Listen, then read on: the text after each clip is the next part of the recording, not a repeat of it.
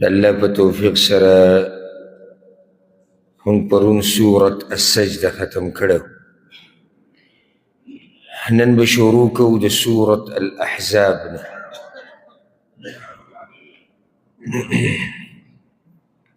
نن به شروع کوو د سورت الاحزاب نه. سورت الاحزاب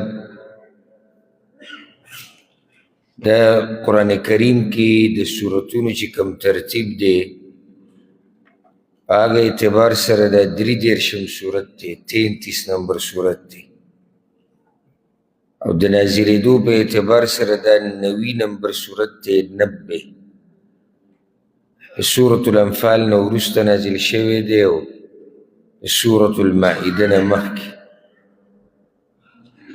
او په دې کې 83 آیتونه دي. په دې کې 83 آیتونه دي او 9 په دې کې رکوګانې دي. او دا مدني صورت دی، مدني واضحه ده.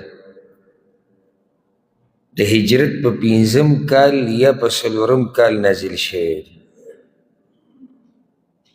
په کوم کال چې غزوه خندق غزا وه، هغې ته غزوة الاحزاب هم وایي، ځکه دې صورت نوم دی الاحزاب.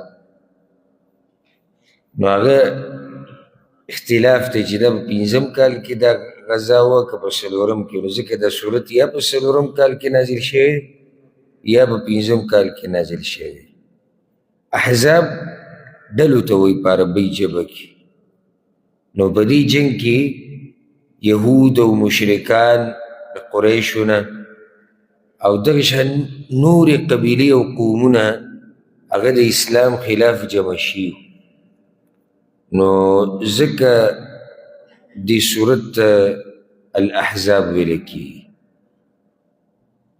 سورة الاحزاب په دې کې چې سړی سوچ وکړي که نه، نو لوی مقصد د صورت هغه دا دی چې ته به د وحي تابعداري کوې، او دا حکم پکې الله پیغمبر ته هم کړی چې دې کې د پیغمبر سره هم ګنجایش نشته.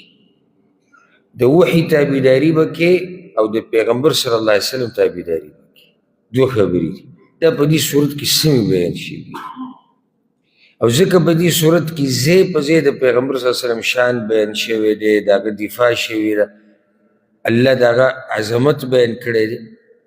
د دې لپاره چې د دې پیغمبر به تابعداري کوئ په هر حال کې. د پیغمبر الله ولې رالیږلی؟ د وحي د بیانولو دپاره. دا خو واضح ده چې وحي پکې راغلی. نو د مؤمن طریقه دا ده چې د مؤمن شان دا دی چې دی به د وحي تابع وي او د رسول صلی الله علیه وسلم د هغه تابعداري به کوي. نو ځکه په دې صورت کې احکامات هم ډېر دي، او موږ به کوشش کوو چې سبق هم ډېر ووایو، او دا کوشش به هم کوو چې موږ په مسله باندې پوه شو. ډېر خوندور صورت دی، ډېر احکامات پکې دي، ډېرې مسلې پکې دي.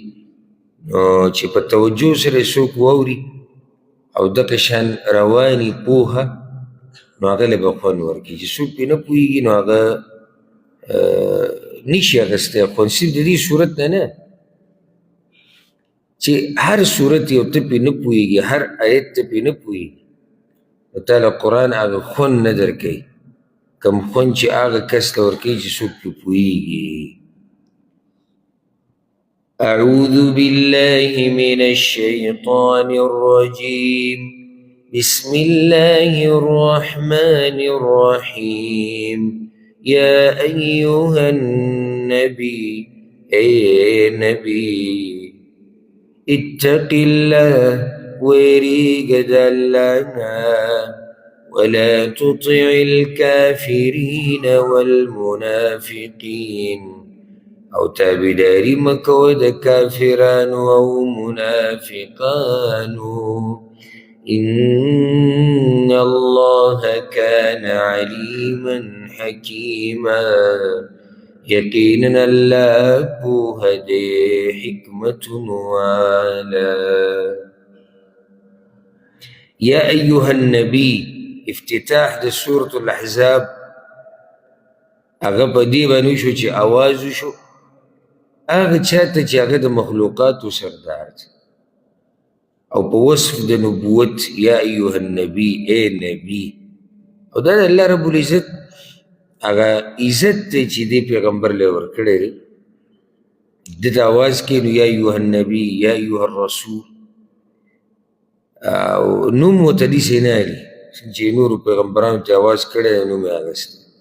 د رسول صلی الله علیه وسلم نوم یې اخیستی دی یعنې یو خبر بیانولو کې، لکه ما کان محمد ابا احد من رجالکم، دې صورت کې به راشي چې محمد صلی الله علیه وسلم هغه خاتم النبیین دی او هغه داسې دی چې پلار نه دی چې یو سړی به ورته خپل نسبت کوي چې دا زما پلار دی.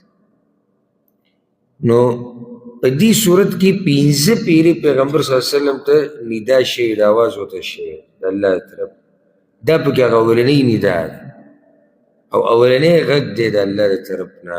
یو دا چې ځان کې تقوا راوله، الله اکبر، چې پیغمبر ته الله وایي ځان کې تقوا راوله. زما ستا لپاره به دا مسله نه. بله دا چې د منافقانو او د کافرانو تابعداري مه کوم. تابعداري خو هغه نه کوله، مطلب دا چې په دې لار مضبوط اوسه. او په دې صورت کې به په ډېرو رسمونو رواجونو باندې به رد کېږي. نو منافقان به ډېر څه وایي، کافران به ډېر څه وایي. اے پیغمبر ته به د هغوی خبرې ته غوږ نه ایږدي او خپل کار به جاري ساتي. واتبع ما یوحى الیک من ربک، او تابعداري کوه د هغه څه چې وحي کېږي تا ته د طرف د رب ستا نه. ان الله كان بما تعملون خبيرا، یقینا الله په هغه څه چې تاسو یې کوئ خبردار دی. پیغمبر ته الله وایي ته به د هغه وحي تابعداري کوې چې الله در لېږلی. پیغمبر سره گنجایش نه کېږي دې کې،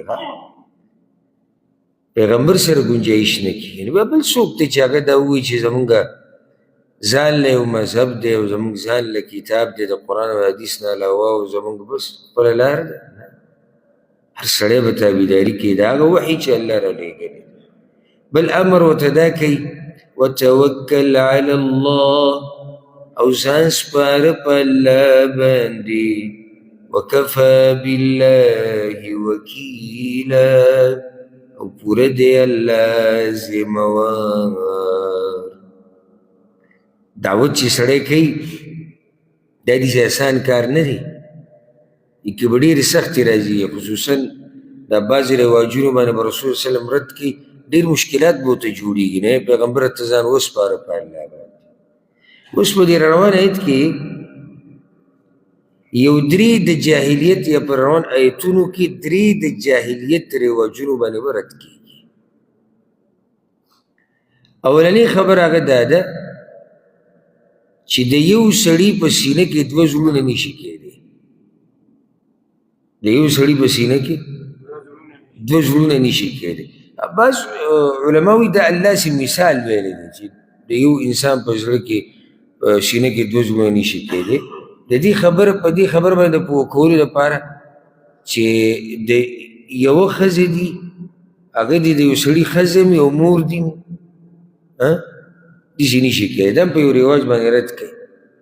دغه شان یو کس دی پردی ستا نه دې پیدا نه او ستا دې زویم بللی کېږي. څنګه داسې کېږي چې یو طرف ته دا زما زوی دی بل طرف ته زما نه پیدا نه دی. دغه شان د دې انسانانو د دې بندګانو دوه معبودان خو نشي کېدی. معبود به لازم وي. پیغمبر هغه چې تابعداري په موږ واجب ده هغه د دې امت یو پیغمبر دی. بل څوک د پیغمبر سره داسې نشته چې د هغه د تابعداري داسې واجب څنګه چې د پیغمبر. نو چا دا ویلي دي وي الله موږ په دې خبره پوه کوي د یو مثال ذکر کړی. او بعض وایي چې نه الله دا مسله بیانوي چې داسې نشي کېدی چې د یو انسان په سینه کې دي دوه زړونه وي، او که څوک داسې وایي نو دی دروغ وایي. هغه الله چې کومه طریقه ده د انسان د پیدا کولو نو دی د هغې خلاف خبره کوي. یو سړی به چې ولیدي چې چا ویلي دي چې الله پرې رد کوي، او د جاهلیت په وخت کې دا خبره مشهوره شوې وه. یو کس و د هغه نوم جمیل ابن معمر الفهري، وی د ده دوه زړونه دي. مشهوره دا وی د ده دوه زړونه، دا لوی کافر و لوی، او ده به وی ان فی جوفی قلبین، زما په سینه کې دوه زړونه دي، دوه، خو په هر یو باندې سوچ او فکر کو. نو زما دا سوچ او فکر غوره شو که نه د محمد صلی الله علیه وسلم سوچ او فکر غوره شو؟ زما دوه زړونه دي. نو دا خبره ډیره مشهوره شوې، الله په هغې رد کوي، او دا مسله به کېدي چې تاسو اول پرې راوړئ. او سبحان الله کله چې بدر په غزا کې مشرکانو ته شکست ملاو شو، نو دا جمیل نه دا چې زما دوه زړونه دي، دی په ناشنا یو تعجب کې و، په یره کې و، یو رعب پرې راغلی چې مشرکانو ته کله شکست ملاو شو که نه، او ګډ وډ شو، او څوک په یو طرف تښتې او څوک په بل.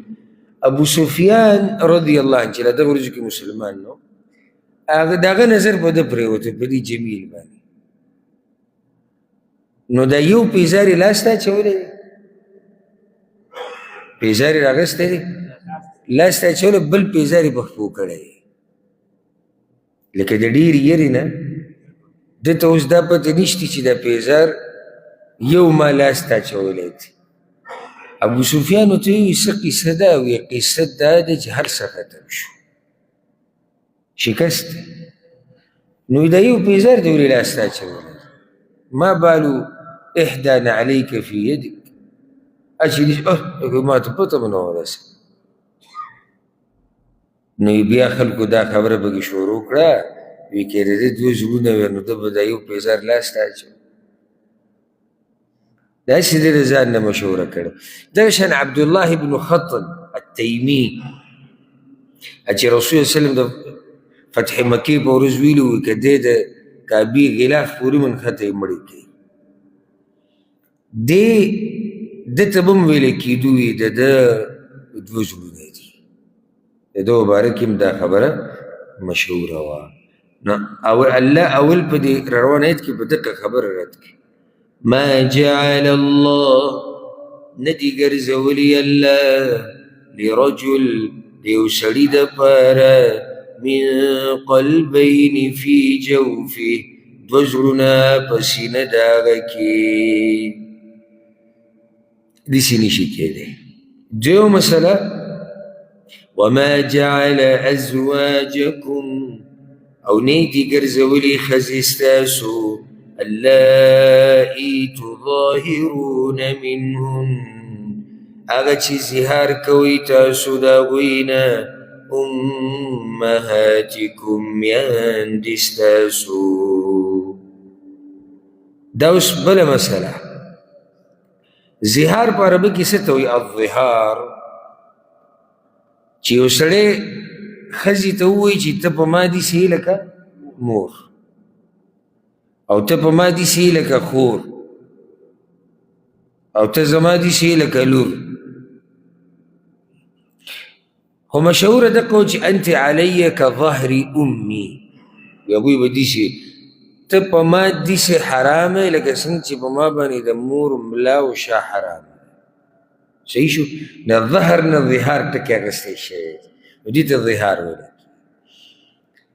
د جاهلیت په دور کې دا به طلاق شمارلی کېدو، بس دا ښځه په دې سړي باندې حرامه شوه، ځکه چې مور یې ورته ووایي، وایي ته زما په ما داسې لکه مور، خور، لور. اسلام کې بیا د دې قانون بیان شو، سورة المجادله کې به راشي، الله د هغې کفاره بیان کړه. که چا داسې ووایي ښځې ته چې په ما داسې لکه مور، نو الله وایي په دې سره ګوره ښځه مور کېږي نه. او ځکه لکه څنګه چې الله وایي په یو سینه کې دوه زړونه نه وي، نو یوه زنانه دې ستا ښځه وي او هغه دې بیا ستا مور وي، یا کیدی شي چېرته یو طرف ته ورته خپله ښځه وي دا زما بیبي ده، بیا ورته خور وي او ښځه ده او بیا لور ده، داسې خو نشي کېدی. د دې دپاره کفاره ده. که چا دا کار کړی خپلې ښځې ته یې داسې ویلي، نو په ده باندې د همیشه دپاره نه ده حرام. که دی را واپس کېږي د ښځې سره ژوند تېروي، نو د هغې به دی کفاره ورکوي. کفاره هغه دا ده اولنۍ چې دی به غلام یا مری آزادوي. که دغې اوسې نه رسي، نو 2 میاشتې روجې به پرله پسې نیسي. که د دغې اوسې نه رسي، بیا به 15 غریبانانو له خوراک ورکوي. نو الله رب العزت په دې کې به دغه عادت باندې هم رد وکړو. درېیمه خبره دا وه التبني.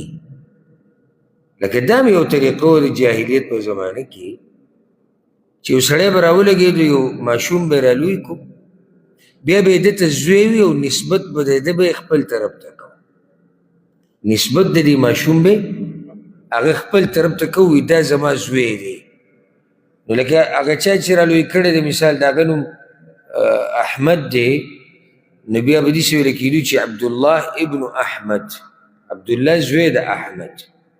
بس دا مکمل د ده زوی، او د ده چې کومه ښځه ده چې ده ورته زوی ویلی، دا بلکل داسې انګور به ګڼلی کېده لکه څنګه چې د خپل زوی هغه ښځه، او دا لکه څنګه چې د خپل زوی ښځه په سخر باندې د همیشه دپاره حرامه ده، په پلار باندې چې هغه د خاوند پلار دی، نو دغه شان به دوی دا هم ګڼلی. ولې وایي دا هم زوی دی؟ الله په دې رواج باندې هم رد کوي. وما جعل أدعياءكم او نیدی ګرځولي د خولې بللی شوي ابناءکم زامن ستاسو. په خوله به ته چاته زوی و یا زوی شو، یا خو مزیدي که څوک په دې باندې زوی کېدی. الله وایي دا ستاسو زامن خو نه دي. هغه بعض وی لکه دی به د کور منځ ته دننه ورننوتی، منځ کې به ناستي، هغه تپوس کړي چې هلکه دی خو محارمو کې نه راځي، زنانو له پکار چې دنه پرده ده وي زما دې ښځې ته خور ویلی ده او زما ښځې ده ته رور ویلی دی. دا پکې د پښتنو مسله وردننه کبله، زما ښځې ورته رور ویلی او ده ورته هم خور ویلی. که په دې باندې یو ښځه خور کېږي چې ته په خوله ویلې ده، نو بیا خو د احکام د پردې نه چې دي د شریعت تعویض خو ټول به خوا دې خوا کړو. اوس موږ به دا ووایو چې دا څومره ښځې چې دي زموږ په دې کلي کې دا ټولې زما خویندې دي، او مشران یې چې کومې دي ټولې زما میندې دي، او ګرځه مزې کوه.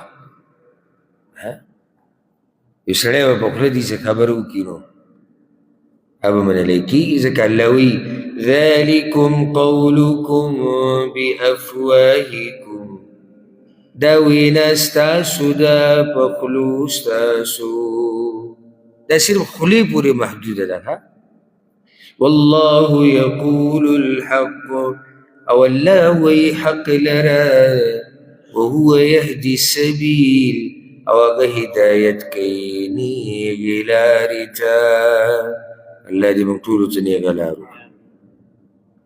ادعوهم لآبائهم، راغواړئ دوی نسبت کوونکي پلارانو د دوی ته، هو اقسط عند الله، دا ډېر انصاف دی په نزد الله.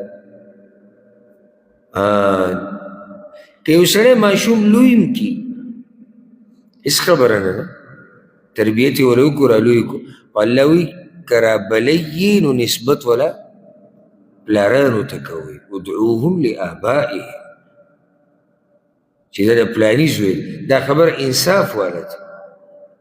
او حدیث کې راځي رسول صلی الله علیه وسلم وایي من انتسب الى غیر ابیه، څوک چې د خپل پلار نه علاوه خپل نسبت بل چاته کوي فعليه لعنة الله والملائكة والناس أجمعين فعليه لعنة الله والملائكة والناس أجمعين فده باندې ټولو خلکو د الله او د ملائکو لعنت دی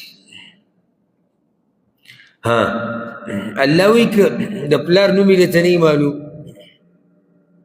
یاره ما ته پلار نوم نه دی معلوم یا الله وی ستاسو وروڼه دي که نه بیا ورته ورور وایه ملګری ورته وایه خو بلکل د پلار هغه نوم وله بدلوي دا طریقه صحیح نه ده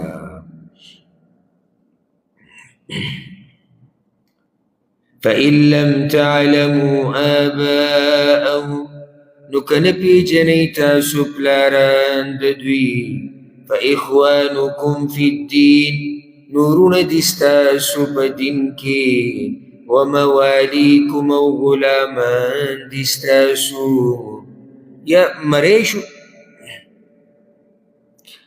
ستا مری دی یا ستا رور دی ملګری دی داسې څه دغه ورته وکړه وليس عليكم جناح او نشتی پتاسو گناح فيما اخطأتم به پاگی کی چی خطا شیطاسو پاگی سرا ولكن ما تعمدت قلوبكم مگر گناہ دا پاگ سکی چی پقصدی وکی زلونستاسو وكان الله غفورا رحيما او دی اللہ بخون کے مہربانا اللہ وی که خطا شي او مخکې د نه داسې کار شوی نو الله هم په دې نه رانیسي خو که د دې نه بعد تاسو بیا قصدن دا کار کوئ ولکن ما تعمدت قلوبکم قصدن یې کوئ د زړه نه ارادتن یې کوئ نو الله هم بیا په دې باندې رانیسي اصل کې یوې قصې ته اشاره ده او قصه د زید بن حارثه ده رضی الله عنه زه مختصر دا خبره ذکر کړم که څوک تفصیل اورېده غواړي نو هغه له پکار چې بیا د سیرت درسونه واوري زید بن حارثه الکلبي رضی الله عنه د ګټې قبیلې نه قبیله طی او د دې د پلار حارثه چې دی هغه مړ شوی او دا دوتې پاتې شوي رور او خور یو زید او یو بل نو دا دواړه د خپل نیکه سره پاتې شو د نیکه په پرورش کې زه درته دا کیسه لږه د شا نه رالم چې تاسو ته پته ولګي چې د ده نه غلام او مری څنګه جوړ شوی دی زید بن حارثه خو مشهوره دی چې دا غلامانو کې و په مکه کې نو دا دواړه پاتې شو او نیکه به یې تربیت کو پلار خو یې مړ شو نو د دوی تره راغی او د دوی د دې نیکه نه مطالبه وکړه چې د دې دواړو تربیت به زه کوم زما د ورورو بچي دي نو هغه وله دا یو بچی ورکو او زید رضی الله عنه ځان سره پرېښود زید د نیکه سره پاتې شو په دې کې څه وخت بعد د تهامه د علاقې څه قبایلو د دوی د دې قبیلې سره څه اختلاف راغی دا ډېر غټ خاندان و د دوی دا نو هغوی په دوی باندې اچانک حمله وکړه او په هغه حمله کې هغوی د زید رضی الله عنه د خپل نیکه نه تښتولی دي او پسې ډېر ګرځېدلی و هغه نیکه او دومره پسې ګرځېدلی و بیا به یې شعر و شاعري کوله او په ده پسې به یې ژړل بكيت على زيد ولم أدر ما فعل أحي فيرجى أم أتى دونه الأجل جاړم او جاړم به زید پسې هېڅ راته پته نشته چې کوم ځای کې دا راته هم پته نشته چې ژوندی دی چې امید وساتم که نه نیټۍ پوره شوې ده مړ شوی نو دې کسانو دی وتښتو په مکه کې یې خرڅ کړو وایي دا زمونږ غلام دی آزاد سړی هغه خرڅ کو هغه غلام کو او چې تې واغستو هغه حکیم ابن حزام ابن خویلد د خدیجه رضی الله عنها ارواره حکیم بن حزام هغې چې دی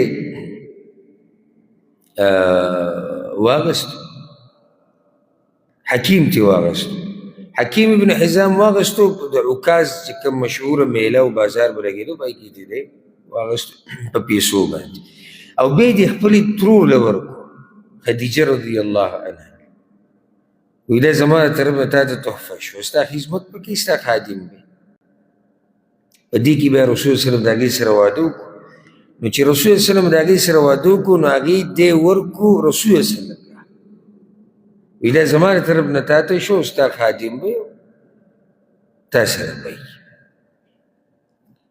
نو دومره دی د رسول وسلم سره پاتې شو هغه به تربیت کو پاتې شو د هغه نه یې زده کړه کوله چې رسول وسلم بیا دې ته خپل زوی وي وی دا زما زوی دی نو قصه مې لږه د شانه راواغسته چې تاسو په ټول پوه شئ چې داسې چل شوی که نه اوس هم نه یې پوه که نه یې پوه چې بیا روجمات یې نه بعد درته بیان کړو په هغه ټایم کې به لږ تازه یې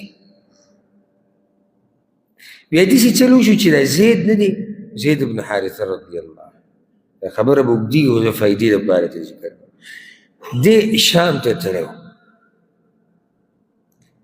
د ابو طالب څه اوښان د هغه اوښانو سره دی تللی شام ته نو کوم چې د ده د قوم ځمکه و دی په هغې باندې تېر شو په دغه سفر په دوران کې نو تره وپېژندو او بیا هغه لاړ هغه نیکه ته ورله خبر ورکړه ژوندی نو نیکه هم راغی تره هم راغی په رسول وسلم پسې مکې ته او ته انتم حرم الله و جیرانو تاسو د الله په حرم کې اوسېږي او عزتمن خلک یې او د حرم ګاونډیان یې او د الله د کور سره زموږ دا زوی ستا غلام دی نو موږ سره احسان وکړه او دی راپرېږده او چې څه غواړې هغه به دله موږ درکړو دا زموږ زوی دی زموږ بچی دی رسول وسلم ورته سره کولو ته هېڅ ضرورت نشته دغه دی او ده ته اختیار دی تاسو سره ځي او که ما سره پاتې کېږي هېڅ خبره نه که ده ووایي چې زه د پلار تره سره ځم او د نیکه سره اوس نه دی که ما سره پاتې کېږي دا ته اوس ته وکړي چې هغه راغی او ډېرې اوږدې خبرې وکړې اخري فیصله هغه دا وکړه چې د پیغمبر سره پاتې کېږي په دغه ټیم کې رسول وسلم قریشو ته وایي تاسو ګواه شئ د نن نه زید زما زوی دی وی دا زما زوی دی نو خلکو به وی زید ابن محمد داسې به ویله کېدو الله رب العزت په دغې باندې رد کوي او بیا ورته چې دی زینب بنت جحش هغه یې ورته هم واده کړی و او د هغې دا خبره هغه را روانه ده